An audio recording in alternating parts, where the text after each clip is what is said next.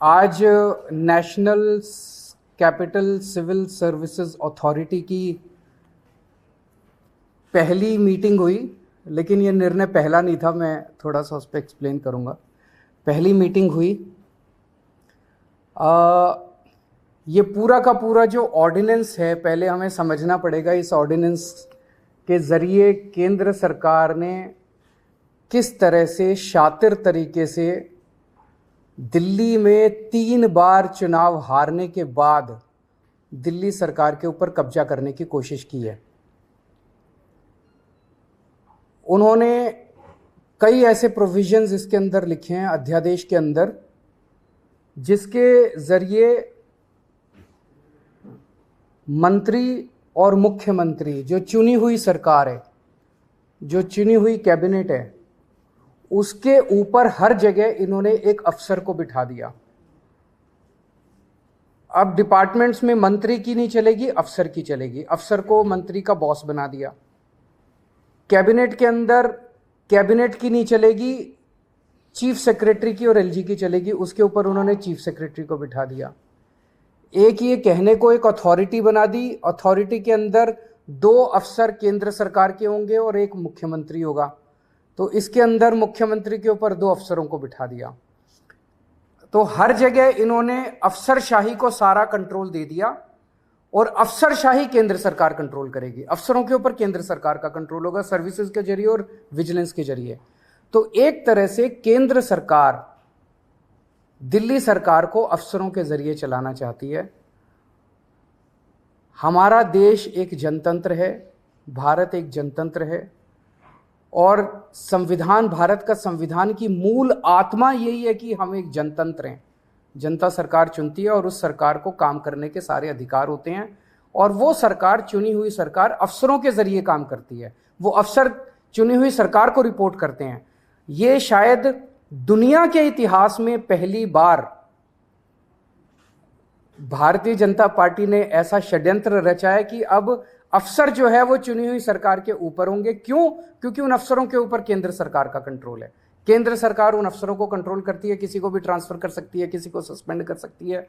कि अफसरों के ऊपर केंद्र सरकार का कंट्रोल है और अफसर जो है वो मंत्रियों के ऊपर बैठेंगे।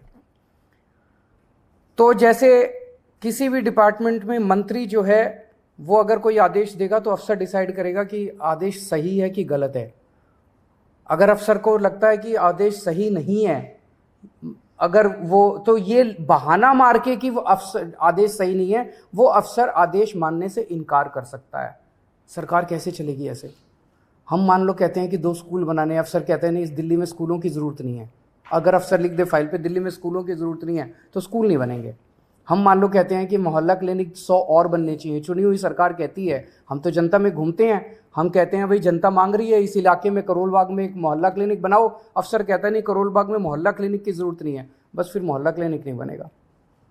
हम कहते हैं यहाँ पे पानी गंदा आ रहा है, अफसर लिख देता है पानी ठीक आ रहा है, बस पानी ठीक आ रहा है, फिर अफसर ने लिख दिया पानी ठीक आ रहा है। फिर हम कहते हैं यहाँ पे गंदगी बहुत ज़्यादा हो गई है, अफसर कहता है नहीं गंदगी नहीं है, सही है, तो बस फिर सही है। तो ये अफसर को पावर दे दी। कैबिनेट जितने निर्णय लेगी, कैबिनेट मतलब सुप्रीम बॉडी, चुनी हुई सरकार की सुप्रीम बॉडी, जिसमें सारे मंत्री होते हैं, मुख्यमंत्री उसका अध्यक्ष होता है। तो कैबिनेट जो भी निर्णय लेगी, वो निर्णय सही है कि गलत है, ये चीफ सेक्रेटरी डिसाइड करेगा।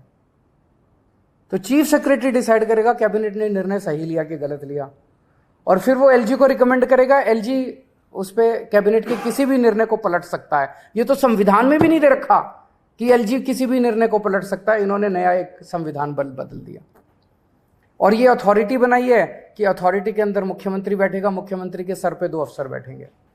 तो ये एक बहुत बड़ा षड्यंत्र है।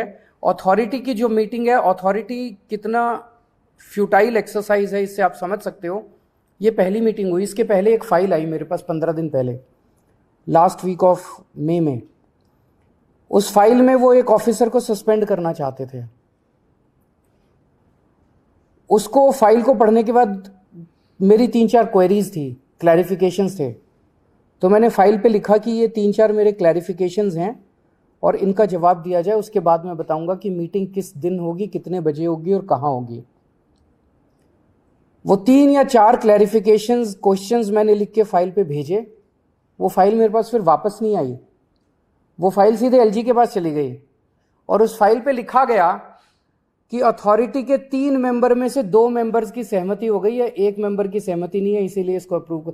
तो वो तो हमेशा ही उन दोनों की सहमति है, वो तो दोनों केंद्र सरकार के ऑफिसर्स हैं और मैं ही उसमें अकेला हूं। तो मतलब मैं अगर कोई उस मीटिंग के अंदर क्वेरी भी करता हूं, क्लैरिफिकेशन भी मांगता हूं, तो मेरी क्लैरिफिकेशन के जवाब भी देने की जरूरत नहीं है।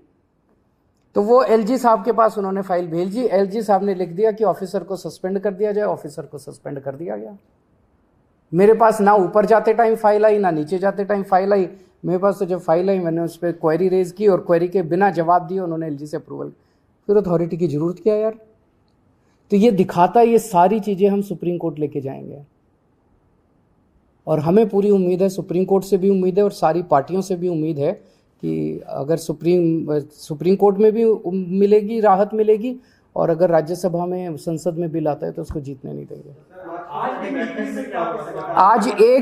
आज एक मुद्दा था जिसमें एक ऑफिसर के ऊपर कुछ डिसिप्लिनरी प्रोसीडिंग्स थी, उसने ये फॉरेंसिक लैब में कुछ गड़बड़ की थी, उस पे वो ब्लैक एंड वाइट मुद्दा था, उसमें तीनों की सहमति थी कि इसको सस्पेंड कर, इसके खिलाफ डिसिप्लिनरी प्रोसीडिंग शुरू की जाए। यानी आप ये कहना चाह रहे हैं कि अथॉरिटी की बैठक से पहले ही ये निर्णय ले लिया जाता है और आपको सिर्फ जानकारी भी नहीं दी जाती? पिछली वाली जो मीटिंग थी उसमें मैंने जैसे बताया, मेरे पास फाइल आई कि इस अफसर को सस्पेंड किया जाए।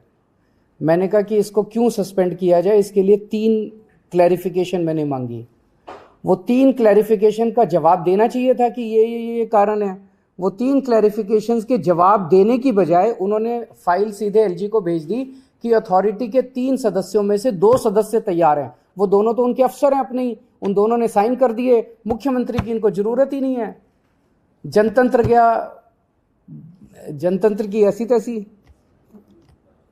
सर, आपने लॉ एंड ऑर्डर को लेकर भी एनजीओ चिट्ठी लिखी है? पूरे दिल्ली के अंदर पहली बार हो रहा है जो इतने बड़े संडे का दिन था ना, शायद संडे को 4 मर्डर एक साथ दिल्ली के अंदर हुए। पूरे, मैं लोगों से मिलता रहता हूँ, दिल्ली के लोगों के मन में दहशत है और मैंने एलजी साहब को लिखा है कि कुछ करें, एलजी साहब भी करें, अमित शाह जी भी करें, दोनों मिलके दिल्ली के लॉ एंड ऑर्डर को सुधारें। जैसे दिल्ली में हमने एजुकेशन ठीक कर दी, हमारे पास जो क्षेत्र थे उनमें से कई क्षेत्र ठीक कर दिए। अगर आज लॉ एंड ऑर्डर, हम पंजाब में हमारे पास लॉ एंड ऑर्डर पहली बार आया। शुरू में आपने देखा कितनी दिक्कत हुई क्योंकि वो पुरानी सरकारों ने कितना गंद मचा रखा था। आज पंजाब लॉ एंड ऑर्डर के मामले में दिल्ली में टॉप के 1-2, इंडिया टुडे का शायद सर्वे आया था, टॉप के स्टेट्स में माना जाता है। लॉ एंड ऑर्डर इतना शानदार कर दिया हम लोगों ने पंजाब के अंदर। दिल्ली में अगर लॉ एंड ऑर्डर हमें दे दिया जाए, अगर पुलिस का कंट्रोल हमें दे दिया जाए दिल्ली के अंदर, देखिए हम कितना अच्छा लॉ एंड ऑर्डर करके दिखाते हैं। तो एलजी साहब को मैंने लिखा, पहले थाना लेवल कमिटीज होती थी हर विधानसभा के अंदर, हर थाने के ऊपर। उस थाना लेवल कमेटी का अध्यक्ष होता था लोकल एमएलए और उसके नीचे आरडब्ल्यूएस होती थी, उसमें काउंसलर्स होते थे सारे उस इलाके के, उसमें वहाँ के प्रबुद्ध नागरिक होते थे। महीने में एक बार ये कमेटी मिला करती थी। इस कमेटी को रिवाइव करने की ज़रूरत है। 2013 में जब से हमारी सरकार बनी 15 में, तब से ये थाना लेवल कमेटी को डिसबैंडल कर दिया गया था, इसको दोबारा रिवाइव करना चाहिए। 23 तारीख को विपक्ष की मीटिंग है सर, कांग्रेस का स्टेट से क्लियर नहीं हो पा रहा है, इसको लेकर आप क्या सोचते हैं? इस कांग्रेस से मैं उम्मीद करता हूँ सारी पार्टियां पूछेंगी उस मीटिंग में, भाई आप अपना स्टैंड बताइए।